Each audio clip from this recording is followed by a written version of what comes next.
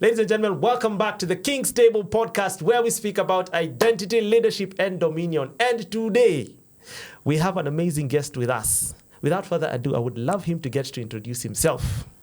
Wow. Thank you so much. My name is Lando Lucky, known as King G. And you know, he's king on your table already. Hello. And I'm proud for this opportunity to sit with other king. And, Amen. and share. You know. Who is King G? Who are you? Where are you from? Who is this person saying he's not even Kenyan? King G, I was born in DRC Congo and raised in Rwanda, and I stay in Kenya. I have a background from accounting, so I did accounting in high school.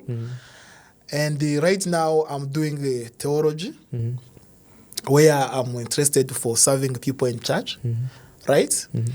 And King G is single. I think I love God, and I think in terms of living, I believe like anything which can produce help in terms of finances. I like to do something with my hand more than begging if it is possible. So I don't know if that is how you want that. Okay, wait. You said DRC, then Rwanda. Yes. So DRC Congo, that's when you were born. Yes. And then you came to Rwanda. Did you run away because of wars, or you just came to how? What happened? I started to live in Rwanda in 1993 because like first that is where my parents used to do business, and for some reason, mom have a citizenship of Rwanda. Dad have a Congolese citizenship. Is a background from everyone from grandfather is Congolese. And then, so it happened. So I started to live there since 1993. So were you in Rwanda during the genocide? Yeah, I was. Are in you Rwanda. serious? Yeah, I was just 4 years. Like you experienced it? Yes. Are you, like, for real? For real. Whatever they face, I face it. Whatever they challenge, I live with it. What? Because when most of us have been there, one of the things that a lot of people even fear is having those conversations. They don't like talking about it at all because of the trauma and everything that happened. No. So they usually... I always, when you see someone telling you can't talk about something, it's because of lack of maturity. Or like maybe fear of politics, you know. This is something also we end up. Or maybe they don't know which side you're on. You might be either Tutsi or Hutu, or maybe you're trying something. It's not even like that. Like main time is maybe fearing of politics there and there, and people they end up fear to speak their mind concerning it. So, but the reality is like if you was there, you was there. If you saw it, you saw it, and you can't against it. Wow. Yeah. Hey. Okay. So Kenya, how did Kenya happen? I started to live in Kenya since 2014. After many things happening in Congo, and then Congo Rwanda or Rwanda? You know, like I have both nations. Also, you were moving from yes, Congo, from Rwanda. both. And I wasn't fitting in Rwanda at the same time. I felt like Kenya maybe. I felt like Holy Spirit was leading me in Kenya. Then you just decided that you just came to Kenya just like that. And don't just think it was easy. It needed for me sleeping outside, live in hard Kenya. Like You slept outside? Westland, by the way. Are you serious? Yeah, not 1 year. What? Yeah, actually, maybe you knew me when I was sleeping outside. Are you serious? Yeah, I slept outside. Westland.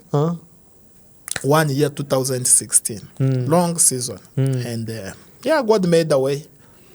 And then... Wait, relax. You can't take us that fast. Okay. Yeah. Step by step. You can't just say you are homeless and then you just skip on. Okay, so let's start from when you're in Kenya, 2016. You came to Kenya in 2014. Yes. And then you became homeless in 2016.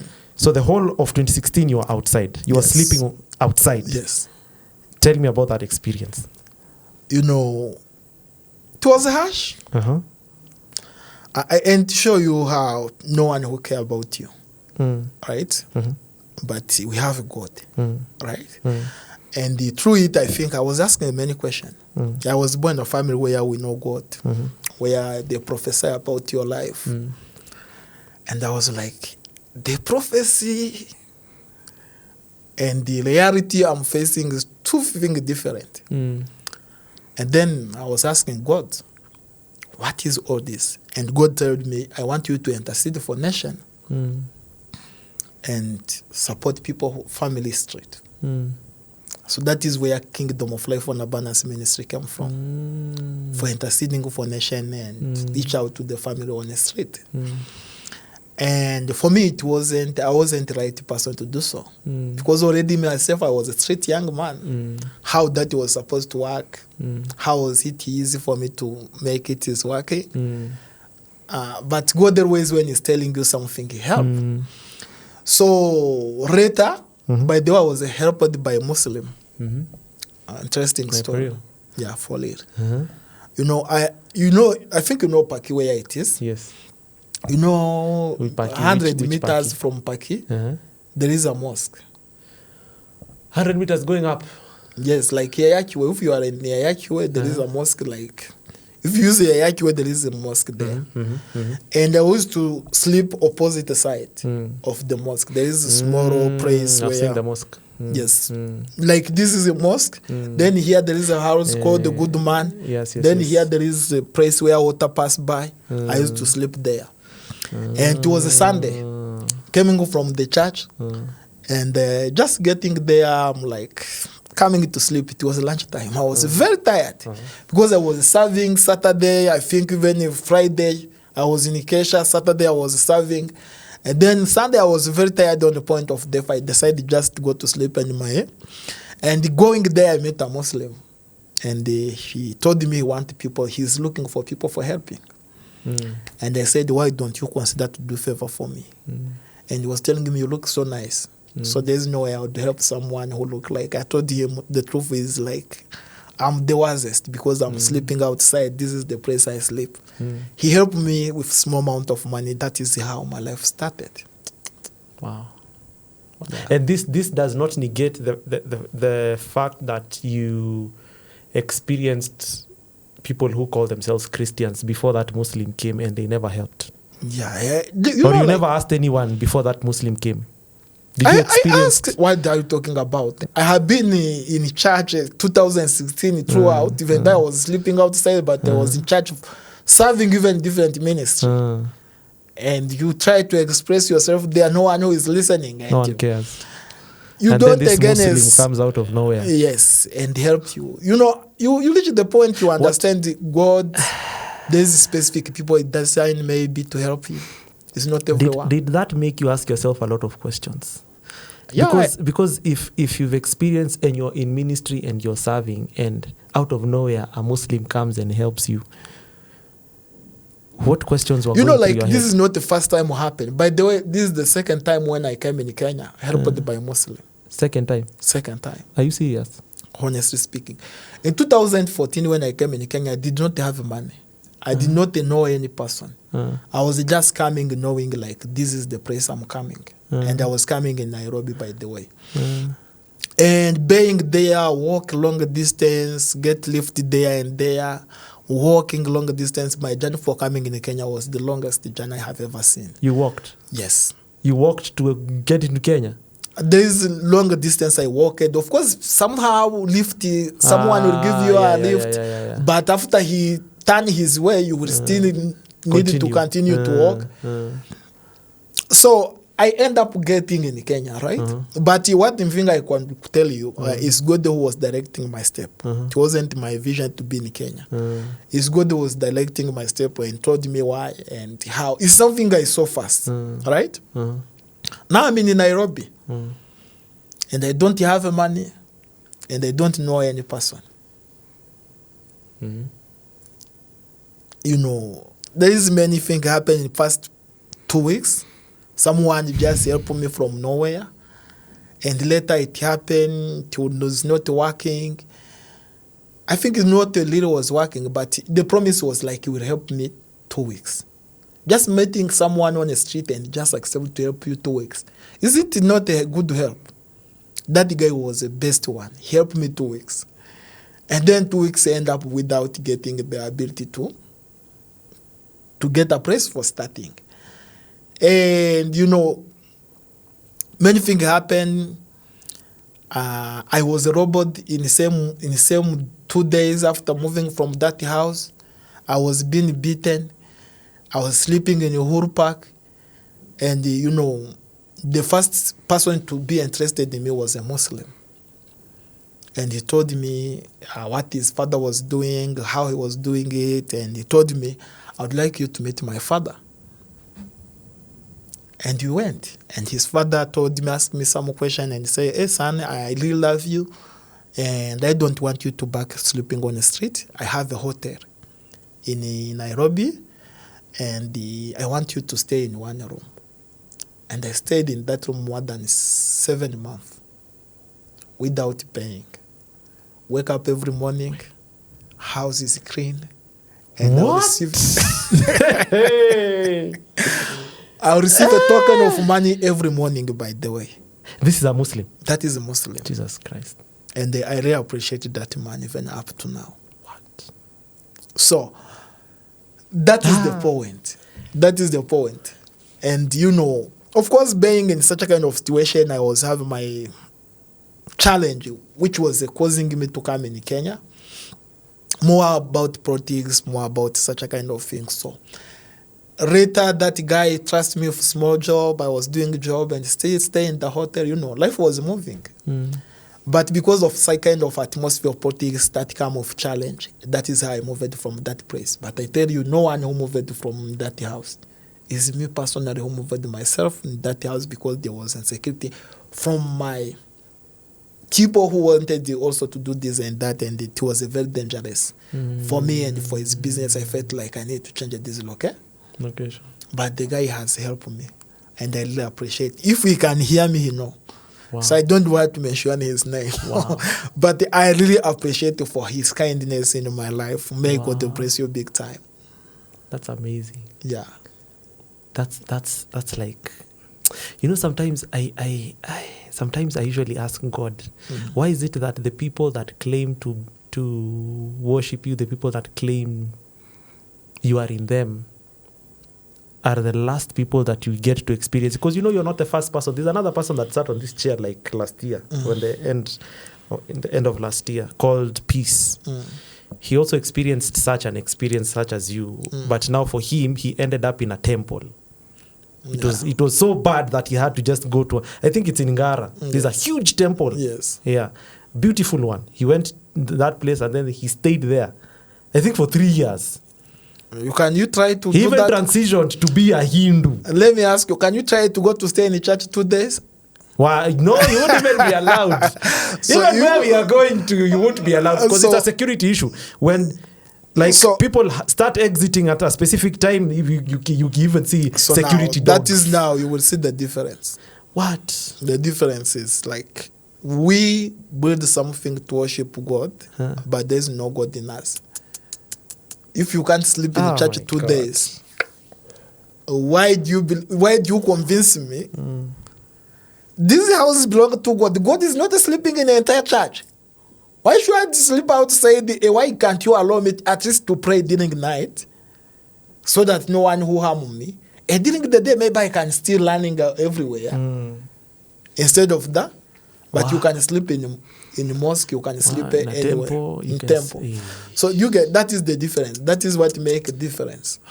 If for the churches, because I mean, you guys, you can see. I'll clip this part. The churches, you are a part of it. Yeah, a part of it. We are part of it. We need to change ourselves. Yeah. Because it doesn't make sense that, especially the people that have been interviewing, you listen to their story and you just get to hear that it's either a Muslim or a Hindu but just not a Christian. Also, you need to understand, Christian, we have neglected marketplace, right?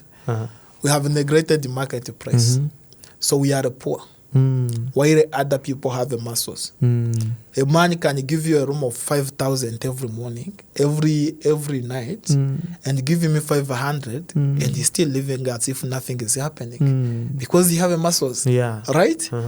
But if your pastor tried that, maybe his children will not go to school. And so, then, yeah, that's true. Do you get? But and also, most of them, it's not because God wants us that way. It's because we lack thinking. And even unity. Yes. Even unity, because if you look at the Muslim community, I have a lot of Muslim friends, and one of the things I've realized, and even in Indians, like Hindus, you see the way they build each other when they realize something is happening and someone is maybe outside, someone doesn't have rent or something is happening, they rally, they come together and they help that person. You rarely see that thing in believers. And I don't know why, but it's a culture that we need to pick, because this is something I think God has been reiterating, especially in this podcast, because you experience a lot of things that are happening. I have a friend called Bruce Newton. I don't know if you've ever heard of him. Yeah, Bazokizo. There's an artist called Bruce Newton. He's a friend of mine. And he's also in a season right now where he's been expressing himself. He's been going through grief, the stages of grief. Yeah, you can see denial, anger, resentment. And all of these things that were happening came from the context of personal relationships and the church, where people don't understand that the church is a space where people get healing. There's a perspective we have. I don't know where it came from. I don't know where it came from, where we think the church is only for perfect people and not for people that are struggling. It's lack of understanding. Church can't be the perfect place. First, like the way church was built, not only right now, when something called church came, it does not come for believer. The apostles, they was preaching the gospel.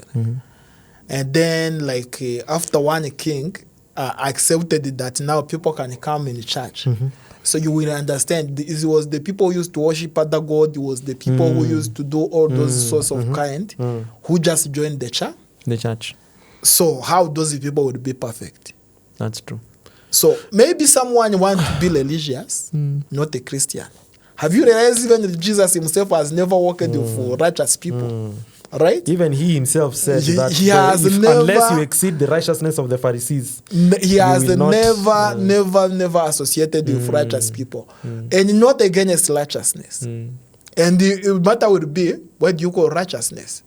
Another thing also we need to understand what am I learning in this journey and what I'm facing. You know, you pick anger and bitterness against believer, against leader of the church, but you felt like you forget that there is something God was teaching you in that season, right?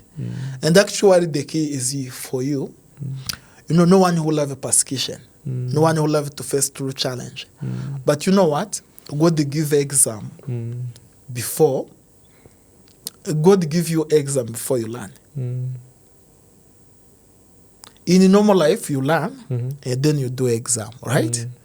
But God test always will come, you do exam and then you learn. So when you do exam and fail and you don't learn, you will still keep in the same circle. Right? So if church could embrace me and receive me and give me nice praise for sleeping, I can assure you I will not have a Kingdom of Life ministry. I will not be passionate about people who live on the street. I will not be interceding for nation. But because the rejection, I sit and ask God, what do you want to teach me in this? Because I'm surrounded with people who have the muscles. How come no one who have a muscle on me? Where have I went wrong? You know, church can reach the point when they judge what they believe. You become religious more than them, because that time you are facing a challenge, you will not pray like someone who is living comfortable. First, you have a time. Second, you have a thing behind you, so you need to pray more. So people, they wonder either you are become so religious, either you are too spiritual. So. But the point is, some of the challenge we face, you need plan through it. And once you win, you are winning side. Wow. Amazing. It's part of learning. Wow. So everything you see, you know, Christians, once they are facing challenge, many times they want to say, I destroy it in the name of Jesus, I move it in the name of Jesus, right? You don't know if it is not my portion. Yeah. You know, the thing sometimes you call it's not your portion, it was a part of the big vision God wanted to press in your life. To mature you. Yes? You know, the thing you are pushing around, I'm not saying you should embrace it, but be mature enough to ask God, what should I learn from this? Because this challenge came in your life and you cannot run away of it. This time trouble come and you just need to let it be. You don't even pray. You just become quiet because you don't understand what is happening. Yeah, I think now I'm preaching. I'm preaching. Wow, that's amazing. Okay, so now it's like time is up, man. The time is up. We've talked a lot and we've not even started the discussion that we wanted to. So now, what's it called? Because you've touched on a lot on the message that you sent me. You've already talked about it. Not really. Yes, you have. We were supposed to speak about the relationship, and maybe we can put it next time. Yes, we can have it specifically. We focus on starting about it next time. Yes. But before that, I think you can speak about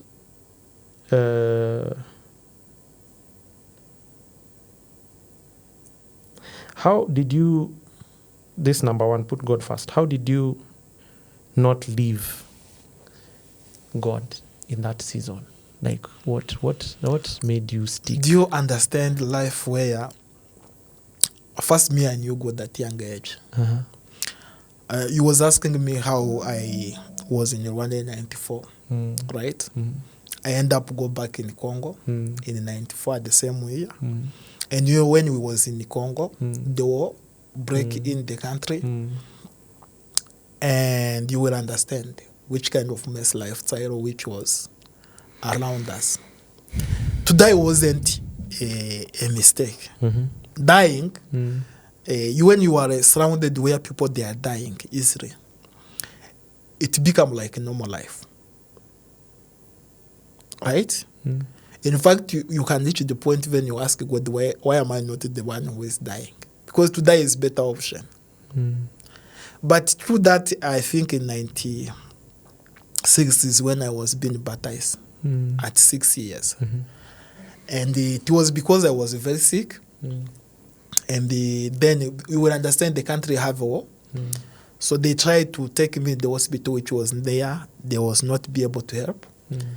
And now they send me home. They said, like, you just need to go back home.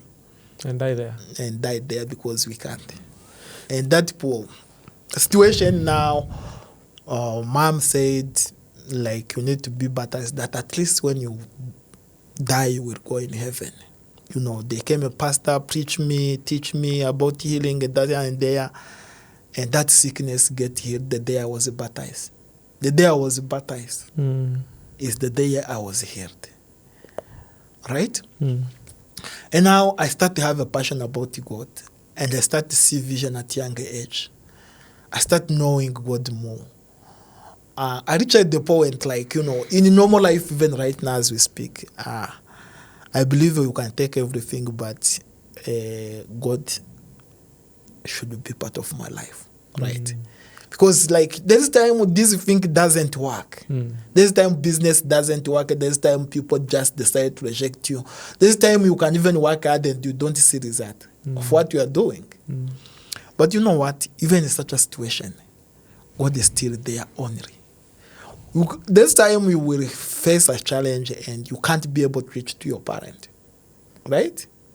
And your parent can't be able to reach to you, maybe because of what they are facing on the ground. But how do you live in such a kind of situation? Life is spiritual. I also understand that we are spirits, which have a soul, live in a body. So every person should be spirit. In one way, willingly and unwillingly we are, right? So if you can't connect with your maker, then there is a problem. Right? That is how in such a situation I was really concentrating. Like knowing that God, you are the only person I have. And if you let me, I'm nowhere but me. It doesn't matter how thing it is me, I still believe in you. And God has never, you know, it was just maybe fear, lack of power for seeing what God is doing. But God was there. Even up to now, He's still there. Do you get it? So, and that is what I would say. Wow. Wow, amazing. When we are speaking about put first God, just imagine when you are going to do something, when you are going to do broadcast, ask like, who am I going to praise? Making a great name, speak in wise way, the way you are gonna like making people happy, or I'm there to praise God. That's what it means to put God the first. When a good thing is happening to you, which first number do you call? Your mom? Your girlfriend? Oh God. So if you call your girlfriend, then that is your God. If you call your mom, that is your God. But if it happen and you say, God, oh, I can see myself, and I say, oh, I can see where I am right now, and say, God, I thank you. Because for my own, I could not make it. So I see God by sitting here, right? So that is the kind of mindset of someone who put God first. And when you become that person, and I'm not saying I'm there, I'm still asking God to keep revealing yourself. Yeah. Wow, thank you so much. Thank you so much. So sad that time is up, but this has been amazing. Yeah. There is an amazing insight. I'm looking forward to having more of these sessions, by the way, to get to hear about how you think and to also get to hear your story. You need to write. Have you written books? You need to write books, my friend. I write a book called The Grow in Wisdom. Uh-huh. Because of lack of money, I failed to publish it. Yeah. There's some things that just need to be written in books. But it wasn't even for my life. It's just sometimes God have a way for inspiring me about different wisdom, and I felt like, oh, I told you every life, for you to go forward in life, you need to reach the point to ask God, what are you teaching me? And when He is teaching you that kind of thing, write it somewhere, so that the same person doesn't go in the same pattern. Yeah. Right? That is the kind of wisdom I have in that book, Grow in Wisdom. I write different topics. I have never written a book about myself. Now you need to write a book about yourself. So I still ask God to inspire me maybe about it. So just for you to this. I think everything that you need has already been put in you, and your story would really inspire a lot of people. I know. I would never, trust me, like all the times I have seen you all these years, I would never have thought that you slept outside for 1 year. You know, even when I sleep outside, it was so hard for someone to discover that I sleep outside. Yeah. Now you see, such an experience just needs to be documented. Just imagine somewhere. coming in Pakistan. Look at the platform of Parkland Baptist Church. Look at the people who come there, and look as if you are looking like you are sleeping outside. How do you gonna fit in that society? You can't. Yeah. So you don't need to reach the point where you become a burden for someone who is sitting nearest you, just because you are facing a challenge. Yeah. but okay, there's something I was telling my friend. Yes. Which is a tough reality. This is the last thing that we are saying. There are a lot of things in the church that we have accepted. There are a lot of realities we have said. We have come to a point of saying, okay, if you have your own problem, just leave it at home when you're coming to church, maybe something happens. Because it's a reality, right? Even outside of you, a lot of people don't share what they're going through because there's a specific perspective in churches. And I don't just serve in Paki. I serve in so many churches because we do camping and facilitation and team building. So I've seen it in a lot of churches where people even fear expressing themselves because they say, okay, how will they look at me and how will this. And one of the things I'm realizing, you see, the same way we are talking, the same way you told me, Kenya, the church is not there, the church is us, you and me. Yes. I think that's one thing we should also get to inspire, because you're a leader on your own. You get to have people come and sit down and listen to you speak. Yes. These are things that you should start giving as seeds, planting seeds in people's hearts, for people to understand the significance of you being the church as an individual and the Holy Spirit working through you, so that you don't wait for someone else to come and help when you can. You see the story about the Good Samaritan. Your life is literally that. Yeah, it's like that story was taken from the Bible and put in you. Like how many Christians, even including myself, that saw you and thought, okay, sir, maybe you are well. Or the people that you got to share with them, and maybe they said, and then it reached to a point that God had to send someone who is not a Christian. Just because you are seeking him, he decided, let me send someone who will help my son. When people refuse, always, it's not even in church. You see, wise, even in family, when you fail to take responsibility as a man, your wife will take responsibility. And she can do better than you. But it doesn't mean you can't do better. It just means you fail to take responsibility. You are speaking about the church, right? You are speaking about the church. Look at it in this way. Church is you and I. And the way Christian put the church, it felt like these people stay inside the church, and the other people stay in the marketplace. We are the people who are in the church, we are the people who are in the marketplace, right? Understand that the church is a reason why, the purpose of the church is for two reasons. And it's not by the way to pray. The reason why you go to church is not to pray. Because we can pray here. Still, you can pray in your room. We go in church to build a family. Because God himself needs a family. And for me to have a family, I will need to know someone who believes what I believe. What do family do? Just imagine we are here on the broadcast and someone call you and tell, hey, your younger brother is on the hospital. Will you continue with broadcast? Yes. How comes now in the church, when you see your younger brother is naked, you don't care? Because you don't consider them family. Yes. So it's lack of responsibility. But the church, the reason why you go to church is building a family where we meet people who believe what you believe, who behave the way you behave, so that you can keep seeking God together. So then, when you start now put like, you can't sit with so and so, you can't see someone struggling and support, it means it is other thing, it is not a church. Because the church is a place where the family of God is. And the family of God they think like, they believe like, literally like God. And live according to the way God designed. Said when you see naked and you support him, Jesus himself said, you supported him. When you feeded someone who was hungry, I love Johnny. Do you know Johnny? The one who pray in mother-in-law. I love the way he take life. One thing I like about him, he's not a perfect guy, but he's that kind of person you ask, how are you doing? Tell you, I'm not fine. I'm hungry. He's not saying so that you go to buy him food, but he's telling you that you know that he's not okay. Right? How do you gonna take this information? Sometimes you run away from him because that is his lifestyle. Or you can say, oh bro, I hear you. I have a 300. Why don't you take 150 and I back with 150?